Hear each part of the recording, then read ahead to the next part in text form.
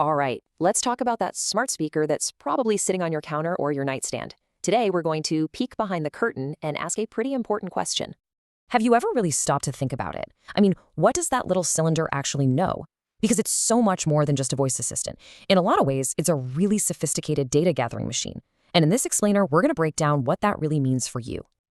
So we all get the basics, right? You say the wake word Alexa and it listens. But its senses go way, way beyond just hearing its name. It's actually perceiving the world around it, and you, in some pretty surprising ways. Get this, some of the newer Echo devices can use ultrasound, that's sound that's completely inaudible to us, to figure out if someone just walked into the room. Now, the good news here is that all that processing happens right there on the device, not up in the cloud. But, that's just the first layer of how aware this thing is. And building on that, Alexa can also use Bluetooth to sense when your phone is nearby. The idea is to identify you personally, so maybe it gives you a specific notification when you walk by. Super convenient, right?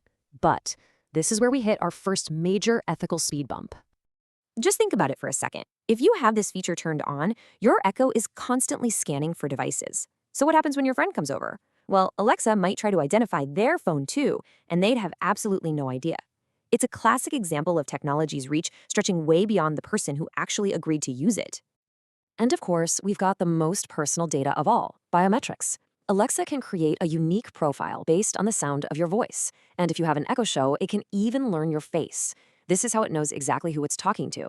This personalization is a huge selling point, but your control over this very personal data has recently changed in a really big way. And this right here is a critical change. It's a huge deal. You used to be able to stop your voice recordings from being sent up to Amazon servers. Well, that option is gone. Now, every single request you make is processed in the cloud. That's a massive loss of user control, and frankly, it raises some serious security questions about where your unique voice print is being stored. Okay, then there's the drop-in feature. It's meant to be like a handy intercom for your house. You can be on your phone and instantly connect to the Echo in the kitchen to talk to your kids. Super useful. But it has one, well, kind of shocking privacy flaw.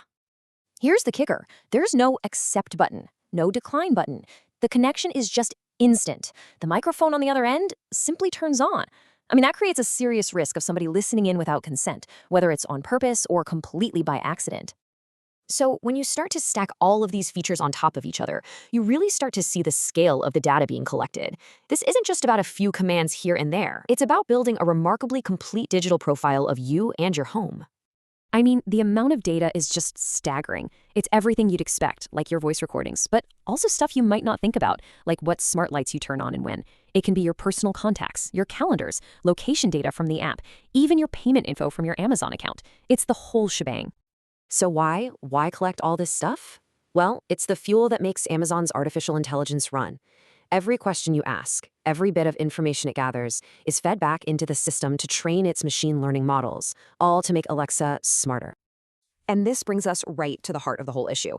This technology really forces us to wrestle with some huge ethical questions about our control, our consent, and ultimately corporate accountability.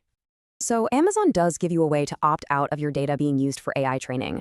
But the language they use to describe this option has been called a potential dark pattern. That's a design choice that's basically meant to nudge you or even confuse you into not picking the more private option. And you have to ask, is that really informed consent? Now let's talk accountability. This right here is Amazon's official legal position. They're basically saying that if Alexa gives you wrong information or says something you find offensive, well, that's not on them. They take no responsibility. And that leads to a really fundamental question for our time. For a device that's in millions of homes, a source of information for both adults and kids, is it really enough to just wash their hands of it and say we're not responsible? Shouldn't a company of this size and influence be held more accountable for what its AI is putting out into the world? Okay, let's look at transparency for a second. In the Alexa app, you'll find an activity section right up front. It's easy to see and delete your recent commands. But that's not the whole story, not even close. If you dig deep into the app settings, you'll find a history section.